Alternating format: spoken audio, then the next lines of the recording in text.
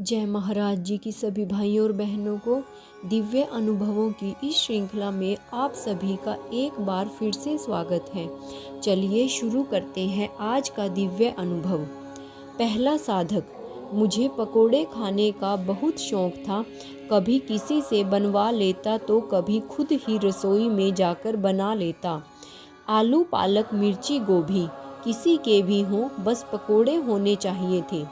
और फिर यह भी नहीं कि लिमिट में खाऊं, खाता भी दबाकर था। हाल यह हुआ कि पकोड़ों के चलते मेरा कोलेस्ट्रॉल लेवल बहुत आगे दौड़ गया। डॉक्टर ने सतर्क रहने के लिए कड़ी हिदायत भी दे डाली, पर पकोड़ों के सामने सब व्यर्थ। मेरी पकोड़ों की स्वाद गाथा निरंकुश चलती रही। उन्हीं दिनों मैं दिव्य गुरुदेव श्री आशुतोष महाराज जी के दर्शन करने उनके कक्ष में गया। अभी बस प्रणाम ही किया था कि महाराज जी मुस्कुराकर बोले, पकोड़े खाएगा। पकोड़ों की ऑफर वो भी महाराज जी दे रहे थे। मुझे अपने कानों पर यकीन ही नहीं हुआ। मेरे अंदर से निकला, वह आज तक तो सुना था कि गुरु आत्मा की सुधा शांत करते हैं, लेकिन हमारे महाराज जी तो जिह्वा के स्वाद का भी ध्यान रखते हैं। लेकिन अगले ही पल मेरे मन में खटका सा हुआ। मैंने सोचा कहीं महाराज जी डांट के पकोड़े खिलाने की तो बात नहीं कर रहे, क्योंकि डॉक्टर की चेतावनी के बावजूद मेरा पकोड़ा क्रम थम जो नहीं रहा था। इसलिए मैं कुछ समझ नहीं पाया कि महाराज जी को क्या बोलूं। अगर हाँ कहता हूँ तो भी फंस सकता हूँ, और अगर ना बोलता हूँ हो सकता है अपना बहुत बड़ा नुकसान कर बैठूं। मैंने समझदारी का परिचय देते हुए बीच का रास्ता निकाला और बोला, महाराज जी जैसा आप चाहें, यदि आपकी इच्छा है तो खिला दीजिए, मैं प्रसाद समझकर खा लूँगा। महाराज जी प्रसन्नता से बोले, हाँ हाँ क्यों नहीं, इच्छा है तभी तो पूछा है। महाराज जी ने प्लेट भरकर पकोड़े मंगवाए। उनमें से मुट्ठी भरकर पकोड़े निकाले और मेरे हाथ में रख दिए। जैसे ही मैंने देखा कि ये तो असली के पकोड़े हैं, ओहो मैं आपको क्या ही बताऊं, मेरा दिल गदगद हो गया। मैंने खुशी के मारे एक साथ 2 पकोड़े मुंह में डाल लिए, पर जैसे ही उन्हें चबाया तो न जाने अंदर निगलने वाला और न बाहर उगलते, क्योंकि जानते हैं वो किसके पकोड़े थे, नीम के, और वो भी भयंकर कड़वे। सामने से महाराज जी बोले, कैसे हैं? मेरे चेहरे के पोर पोर ने मेरी दयनीय स्थिति को अच्छी तरह बयां कर दिया था, पर दया के सिंधु हमारे महाराज जी ने मेरी उस दयनीय स्थिति की तरफ कोई ध्यान नहीं दिया। श्री महाराज जी प्यार से बोले, ये सारे तूने ही खाने हैं, वो भी अभी मेरे सामने। मैं जानता था कि जब तक मैं खाऊंगा नहीं, महाराज जी मुझे कक्ष से बाहर नहीं जाने देंगे, इसलिए किसी तरह मैंने वो पकोड़े अपने अंदर निगले। आखिरी पकोड़ा मुंह में जब डाला तो महाराज जी प्लेट उठाकर बोले, अभी और भी हैं, दूं क्या? मैंने हाथ जोड़ लिए, क्योंकि अगर एक भी और पकोड़ा मेरे अंदर जाता तो मैंने रो ही पड़ना था। मैंने महाराज जी को प्रणाम किया और मुंह लटका कर बाहर आ गया। सच कहता हूँ, उस समय मुझे ऐसा लग रहा था जैसे कुनैन के कई कई इंजेक्शन मुझे एक साथ लगा दिए हों। वह कड़वाहट कितने घंटों तक यूं ही बनी रही। कुछ भी खाता पर वह कड़वा स्वाद नहीं जाता। लेकिन आपको बताऊं, उस कड़वाहट ने मेरी पकोड़ों के प्रति आसक्ति की कड़वाहट को सिरे से काट दिया, उसे हमेशा के लिए मुझसे दूर कर दिया। वह आखिरी दिन था जब मेरा मन पकोड़ों के लिए ललचाया था। मेरी पकोड़ों की आसक्ति गाथा पर पूर्ण विराम लग ही गया। जय श्री राम। दूसरा साधक। मैं कुछ महीनों के लिए सेवा करने आश्रम में रहने आया था। उससे पहले बॉडी बिल्डिंग कसरत के क्षेत्र में था। केले तो मेरी जान थे। उठते बैठते आते जाते मुझे खिला दो तो बस केले, केले और सिर्फ केले।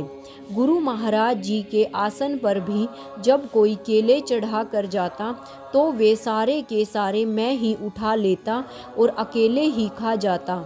मजाल है कि एक भी केला किसी और के हाथ लग जाए। बेचारे नेचुरोपैथी वालों तक को केले नसीब नहीं हो रहे थे। यूं इस तरह धड़ल्ले से केले उठाने और खाने के मेरे अभियान की खबर जल्द ही सबके सामने प्रकट हो गई। यह खबर उड़ते उड़ते महाराज जी तक भी पहुंच गई। महाराज जी ने तुरंत मुझे बुलावा भेजा। मैं जैसे ही महाराज जी के पास पहुंचा तो हैरान रह गया, क्योंकि महाराज जी अपने आगे पूरे का पूरा केलों का दरबार लगाए बैठे थे, जिसमें कई दर्जन केले पड़े थे। महाराज जी ने मुझे देखते ही प्यारी सी मुस्कान दी। मैंने सच में सोचा आज कुछ तो विशेष है, एक तो मेरे मनपसंद केले और दूसरा महाराज जी की प्रसन्नता। इतने में महाराज जी ने उसी प्रसन्नता से मुझसे पूछा, केले खाएगा? अब गुरु प्रसन्न हो तो फिर शिष्य क्यों ना प्रसन्न हो। मैंने भी खुशी में तेजी से हाँ में सिर हिलाते हुए कहा, जी महाराज जी।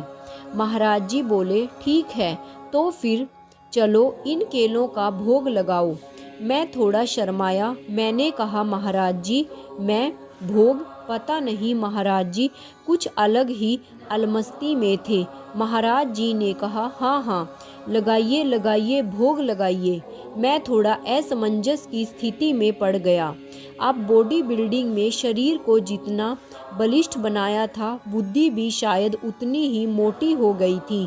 मैंने सोचा यह तो गुरु की मौज है कि आज वे अपने शिष्य को दावत दे रहे हैं। ऐसे दिव्य प्रसाद का शिष्य को अनादर नहीं करना चाहिए। अपनी मोटी बुद्धि से इस बहुत ही बारीक बात को समझकर मैंने एक केला उठा ही लिया। जैसे ही छीलने लगा तो सामने से महाराज जी का बड़ा दोस्ताना सा स्वर सुनाई दिया, अरे छील क्यों रहा है? छिलका भी तो प्रसाद है। सारा पोषण तो छिलके में ही होता है और तू छिलका ही निकाल रहा है।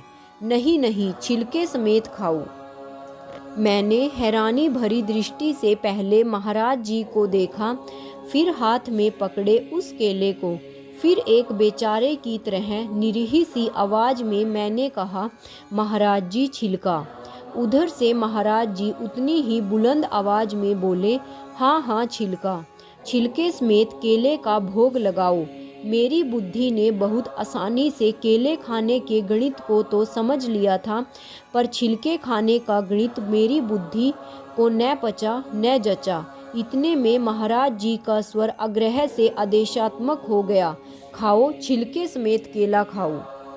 आज पहली बार अपने प्रिय केले को मैंने बेहद अप्रिय मन से खाया, बिल्कुल नाक मुख सिकोड़ कर। जैसे तैसे उस केले को खाकर मैंने महाराज जी की ओर देखा। महाराज जी ने अपनी दृष्टि से ही मुझे दूसरा केला खाने का संकेत दिया। मैंने घबराई सी सूरत बनाकर न में सिर हिला दिया। तब महाराज जी की जोरदार हूँ मेरे कानों में गुंजायमान हुई। मैंने जल्दी से दूसरा केला उठा तो लिया, पर मुख तक ले जाने की हिम्मत नहीं जुटा पाया। महाराज जी बोले, इसे भी खाओ। कहाँ तो मैं कितने ही केले एक साथ खा जाता था और कहाँ आज 2 केले खाने में ही मेरे पसीने छूट गए। इससे पहले कि महाराज जी तीसरा केला खाने को कहते, मैं अपने स्थान से उठा, बिना आंखें ऊपर उठाए महाराज जी के चरणों में झुका और फिर अगली सांस के साथ बाहर आ गया। गुरु भाइयों, कहते हैं आसक्ति आसानी से आ तो सकती है पर आसानी से जा नहीं सकती, लेकिन महाराज जी के फॉर्मूले के सामने वही आसक्ति टिक नहीं सकती। महाराज जी के इस प्यार भरे दंड ने मुझे केलों की आसक्ति के दंड से सदा के लिए बचा लिया।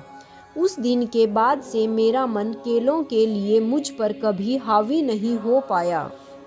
अंतरात्मा ने महाराज जी को श्रद्धापूर्वक नमन करते हुए कहा, वाह गुरुदेव, आप तो खेल खेल में भी बड़े खेल खेल जाते हैं।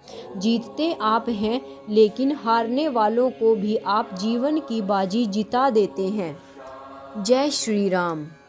भाइयों और बहनों, ऐसे ही दिव्य अति दिव्य अनुभवों का रोज आनंद लेने के लिए मेरे चैनल DJJS परिवार को सब्सक्राइब और वीडियो को लाइक और शेयर करना मत भूलिएगा। साथ में ही नोटिफिकेशन बेल को भी ऑन कर लीजिएगा, ताकि आगे आने वाली सभी वीडियोस की जानकारी आप तक समय रहते पहुंच सके। और कमेंट बॉक्स में ओम श्री आशुतोषाय नमः लिखना मत भूलिएगा।